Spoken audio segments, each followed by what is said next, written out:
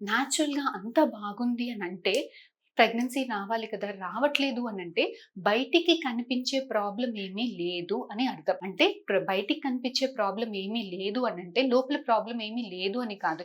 యూజువల్‌గా స్కానింగ్‌లలో ఎగ్ పెరిగే ప్రదేశం మాత్రమే కనిపిస్తుంది. అందులో ఎగ్ ఉందా? అది క్వాలిటీలో ఉందా? రిలీజ్ అయ్యాక అటు ఇటు పోతుందా? ట్యూబ్స్‌లోకే వస్తుందా? ఈ ట్యూబ్‌లో ఉన్న ఎగ్ తోటి స్పెర్మ్ కలిసినప్పుడు అది బేబీలాగా తయారీ అయ్యేదానికి బేబీ తయారీ అవుతుందా? లేదా?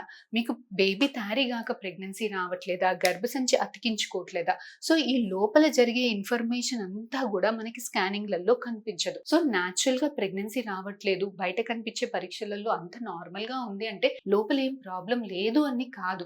లోపల ప్రాబ్లమ్ ఏంటో మనకి అర్థం కావట్లేదు అని. సో, వీళ్ళల్లో ఎగ్‌లో కానీ, ఎగ్ స్పెర్మ్ కలిసే దాంట్లో కానీ, బేబీ తయారీ అయ్యే దాంట్లో కానీ, గర్భసంచి అతికించుకునే దాంట్లో కానీ సమ్ ప్రాబ్లమ్ ఏదో చిన్న చిన్న మైనర్ ప్రాబ్లమ్స్ ఉండేదానికి స్కోప్ ఉంటుంది. సో, ఇలాంటి వాళ్ళకి మనం న్యాచురల్‌గా ట్రై చేసినప్పుడు పర్ మంత్ 5 మెంబర్స్ కన్సీవ్ 100లో 5 మంది కన్సీవ్ అయ్యేదానికి ఛాన్సెస్ ఉంటుంది.